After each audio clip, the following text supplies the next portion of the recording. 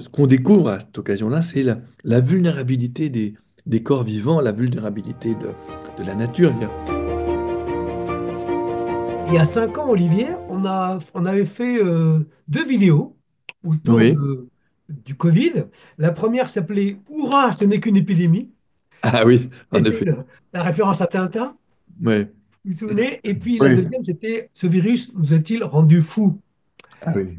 Voilà. Et donc, aujourd'hui, dans les médias, on voit ça. Beaucoup de gens reviennent sur ces 5 ans. Qu'est-ce qu'on a appris? Qu'est-ce qui s'est passé? Alors, il y avait tout ce discours sur le monde d'après. Je ne sais pas ce qu'on peut en dire aujourd'hui. Oui, On oui, avait l'impression qu'un monde d'après qui allait tout changer. On ne sait pas où il est. En tout cas, qu'est-ce qu'il en reste aujourd'hui?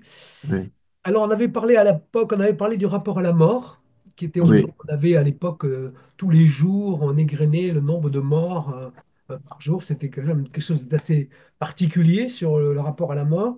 Vous aviez parlé du rapport à la mort modeste, qui devenait quelque chose de quotidien. Enfin, on oui, pourra revenir là-dessus peut-être si ça vaut le coup. On avait, dans les leçons qu'on avait tirées à l'époque, il y avait cette idée de l'importance du local, de la proximité, des rapports de proches.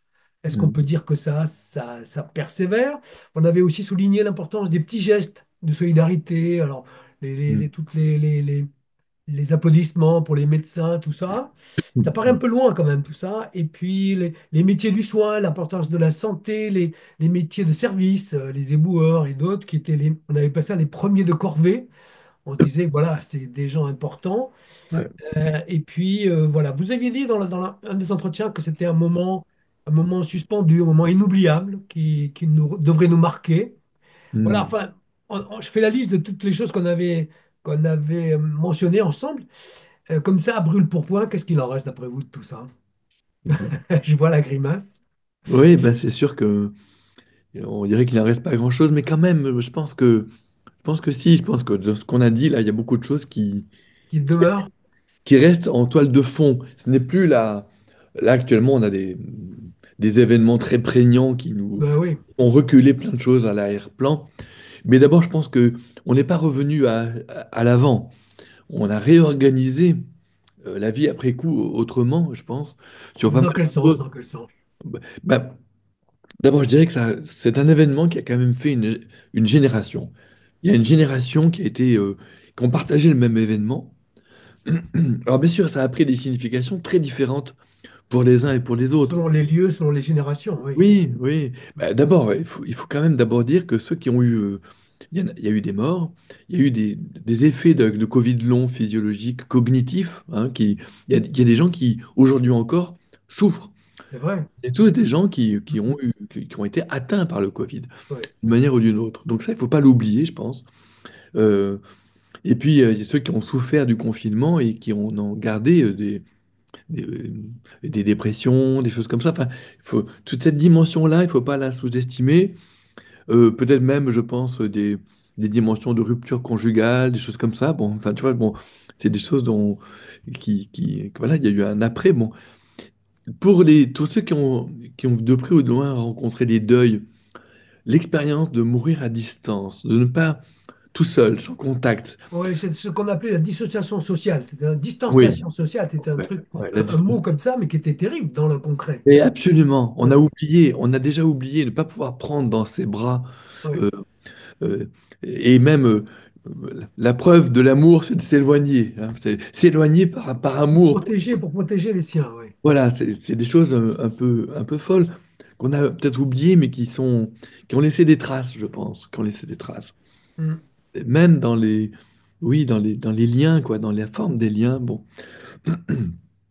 Alors, moi, je pense que quand même, on a découvert, on n'oubliera pas l'importance de tous les contacts en présence, des vivants, physiques. C'est-à-dire qu'en même temps, on a tous découvert la visio. Oui, ça, c'est quand même, ça reste, c'est très, très Ben, ça fort. reste. La Pour réunion moi, qu'on fait aujourd'hui en Zoom, voilà. c'était pas imaginable avant. Hein. On ne faisait pas ça avant. Oui, Ça a oui, oui. accéléré, ça a prodigieusement accéléré des technologies, de réseaux, de toutes sortes. On était en lien et on est resté en lien sur les réseaux. Ça a accéléré les réseaux, ça a accéléré la visio. Donc, du coup, aussi le télétravail. Mais en même temps, du coup, on a découvert aussi tous les métiers qu'on ne pouvait pas télémachiner, enfin, Ouais. Téléporté. téléportés. Et donc, tous les métiers du soin, dans un sens large, hein, bon, là où il y a besoin du corps, on va dire. Bon, ça, c'est des choses que je pense qui, quelque part, restent. Et aussi le désir de vivre à la campagne, de ne plus céder euh, pas pour d'autres buts, enfin, tout le temps sur la manière d'habiter, voilà, désirer habiter autrement. Et je dirais pour l'Église, moi je pense qu'il est resté quelque chose de faire avec ceux qui sont pas trop loin, de pas Ouais, courir à l'autre bout du monde pour des gens qu'on a choisis, mais choisir ceux qui sont proches. C'est peut-être pas général, mais je pense que il y a des modifications dans ce sens qui sont, à mon avis, très positives. ouais. Et Ce que vous avez puis, dit à l'époque sur l'importance du, on avait noté ça, l'importance du lieu où on vit, du logement, oui, de l'appartement, le ah besoin oui, d'un rapport à la nature, ah oui, je pense qu'il y a des gens qui ont, d'espace. Oui, on avait souffert, beaucoup de gens ont souffert de ça, et d'être des gens ont, enfermés, quoi. et oui, et des gens ont changé de forme de vie, hein. Je pense que Oui, c'est pas, même si je dirais, c'est pas la majorité, il n'empêche que c'est significatif. C'est un nombre de gens significatif. Et puis, bon, bah, avec l'épidémie, c'est la possibilité qu'on meure non plus un par un, mais en masse, comme les guerres, comme les famines. On est rentré, ça nous a fait rentrer dans une époque où la possibilité de la mort en masse existe. Et non plus la mort, tu vois, toute. Et donc, du coup, avec une conception du politique, du pouvoir, qui est devenu le biopouvoir, qui nous protège malgré nous, qui nous enferme malgré nous. Il y a des gens qui ont très mal vécu ça, cet enfermement obligatoire. C'est comme si tout le monde, toutes les sociétés avaient commencé à imiter la Chine, on va dire, avec des systèmes de surveillance, euh, de protection, mais de surveillance. ouais. Et aujourd'hui, il y a beaucoup de gens qui disent, ben, tout récemment, il y avait un numéro du Monde diplomatique qui disait, mais tout cet enfermement, finalement, il n'était pas nécessaire. On voit très bien que, Mais oui, les- c'est ça. Est-ce qu'on peut pas dire qu'on a un peu trop fait à l'époque? certainement, Ouais, certainement. Et il y a eu vraiment, il y a un vent de révolte, et après, quelque part, il y a des gens qui ont été chez qui ça a déterminé une rupture du pacte social. Ils ne croient plus au vaccin, ils ne veulent plus payer leurs impôts, ils disent non, moi je ne suis plus dans cette société. On a entendu des gens vraiment qui ont pété les plombs, si j'ose dire, ouais. de- qui ne voient pas ce que leur apporte leur appartenance à la société et qui se sont en quelque sorte retranchés, en quelque sorte dans une sorte de... Le confinement est allé jusqu'à, oui, cette rupture, voilà. Donc, Les antivax, oui, c'est vrai que les anti-vaccins, ça a été une époque très forte. Je ne sais pas ce qu'il en reste, mais il reste toujours des gens autour de ça. D'ailleurs, autour de Trump, il y en a aussi. oui, mais justement, ça va avec un libertarianisme Hum, euh, hum, hum. hyper d'extrême droite ou d'extrême gauche ou extrême, enfin, tout ce qu'on veut, mais vraiment l'idée que moi, je peux ne pas appartenir à cette société. Je vais me débrouiller tout seul, je vais tout faire tout seul, et y compris, il y a des gens qui continuent à prendre leur voiture, à utiliser les routes et à garder. Mais ils Oui, et ont puis en même temps, ils disent qu'ils vivent ouais, ouais, enfermés. ils sont dans Ouais, une mentalité de moi tout seul, c'est moi, je décide, non, je veux pas obéir. Enfin, une mentalité de désobéissance et anarchique, etc. Et ça va avec un certain, oui, avec un certain trumpisme. ouais. Voilà. Euh, je pense que Cette idée de refuser la science, pas croire à la science, la alors qu'il y a un science, consensus scientifique, ça c'est voilà, inquiétant quand même. C'est dans voilà, l'irrationalité on a voilà. Eh ben, versé là. ça a déterminé une accélération, une rupture, là, une rupture presque épistémologique avec la confiance dans la santé, dans la médecine, dans Ouais. les sciences, etc. Et, euh, Et ça et oui, demeure, ça. Tu pensais que ça pardon, demeure? pardon. Cette idée de rupture avec la science, de mettre mise à distance de la rationalité Oui. froide, est-ce que c'est quelque chose qui demeure, ça, qui se Ah développe? oui, ah J'ai pas oui, l'impression. je pense que là, on est au mieux dans une grande parenthèse. Et peut-être qu'on ne retrouvera jamais la confiance un peu naïve, enfin, progressive, excuse-moi, Oui, c'est ça. qui était Mhm. celle de, on va dire, de la société qui, quelque part, croyait au progrès globalement. Là, maintenant, notre croyance au progrès, elle est profondément atteinte, pas seulement par le Covid, mais par un certain nombre d'événements. Donc, alors, Il y avait un certain nombre de pasteurs ou de chrétiens qui se sont engagés là-dessus en disant, en refusant le diktat de la science, en disant que voilà, il fallait vivre de manière alternative, les oui. médecines douces, tout ça. Il y a tout un courant quand même aussi alimenté par certaines formes de christianisme. Enfin. Absolument, il y a toute une théologie qui peut aller avec ça, Oui, qui est aussi le refus du darwinisme, le refus de... Enfin, moi, il y a plein de choses qui peuvent aller avec ça. Alors, je ne sais pas, on pourrait dire que le capitalisme a été ébranlé, peut-être pas touché à mort, mais ébranlé. Et en même temps, on voit que, par exemple, le tourisme aérien a rebondi. explosé, oui. Et on pensait pas retrouver des niveaux comme...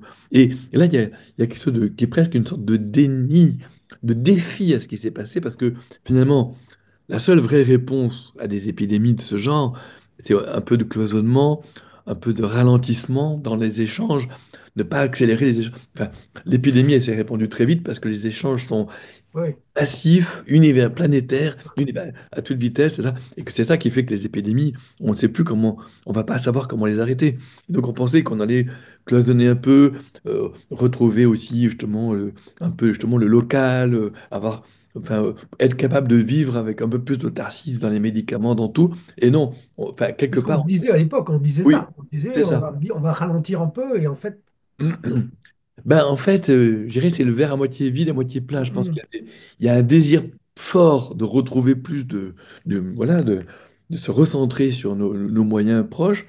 Et en même temps, le capitalisme, quelque part, il est encore plus débridé que jamais, quoi. Bon, donc, il y a mais en même temps, on sait aussi que si on veut, on peut dégager des moyens.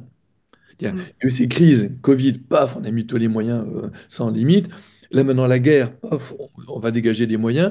Donc, face au discours, je dirais, un peu habituel de dire non, on n'a pas les moyens, il y a des contraintes budgétaires, il y a des contraintes économiques, etc. Quelque part, ce discours, il est en train de voler en éclats parce que oui, quelque part... oui, mais ça c'est grave parce que c'est pas la réalité Oui, non plus.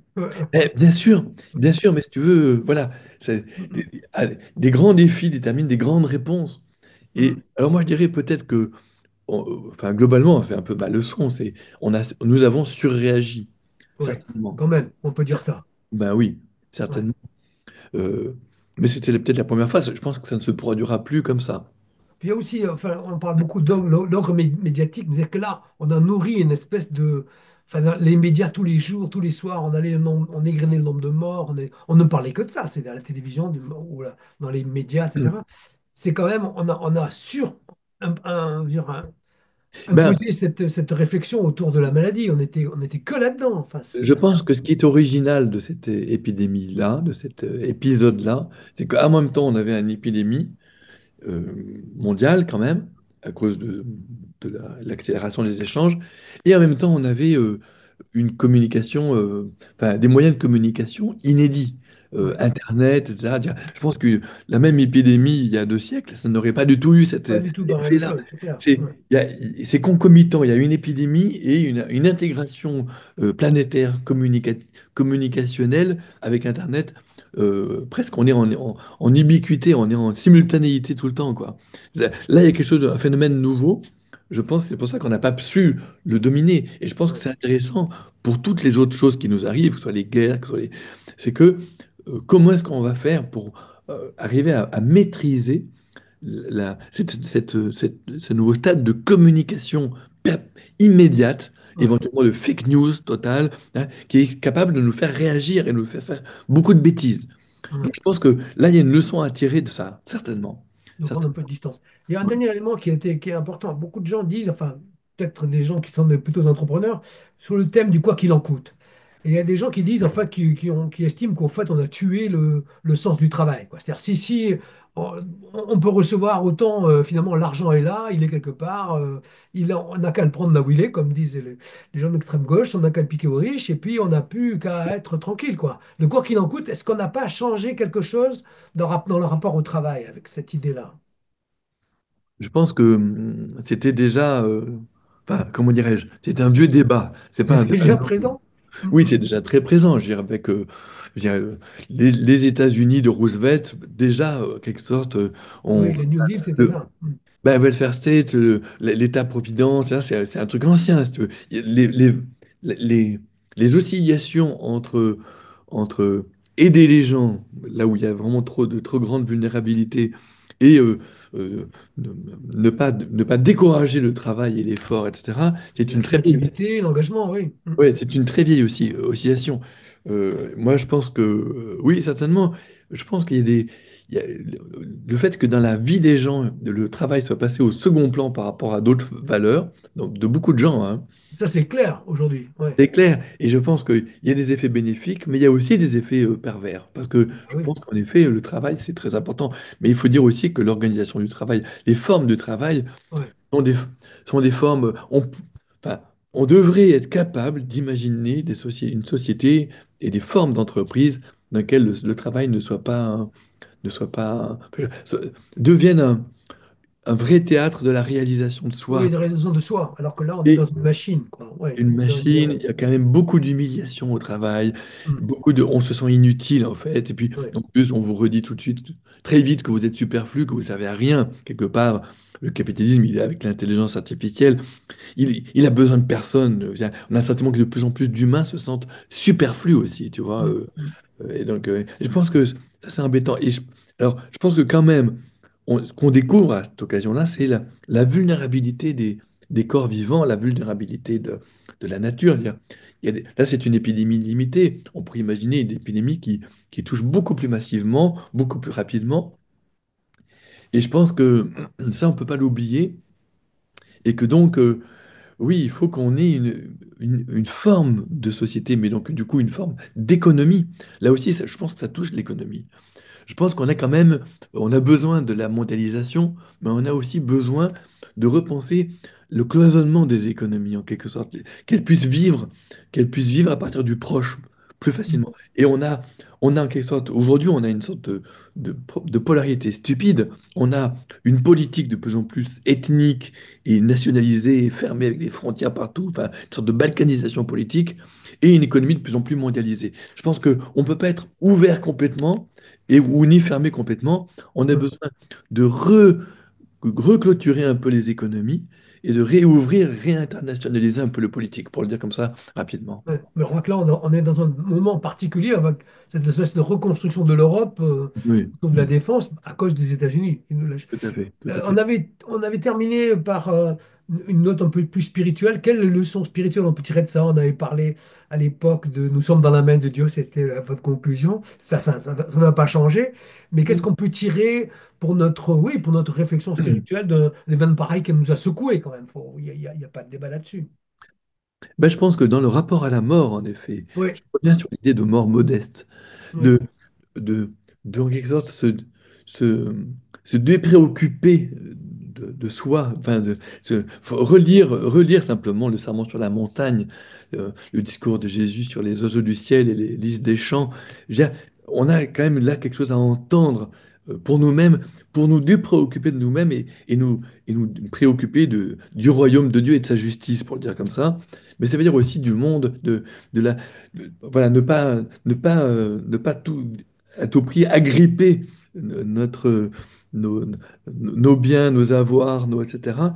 On a besoin voilà, de- quelque part peut-être de lâcher cette prise-là, on va dire. Ça, je pense que c'est une dimension spirituelle.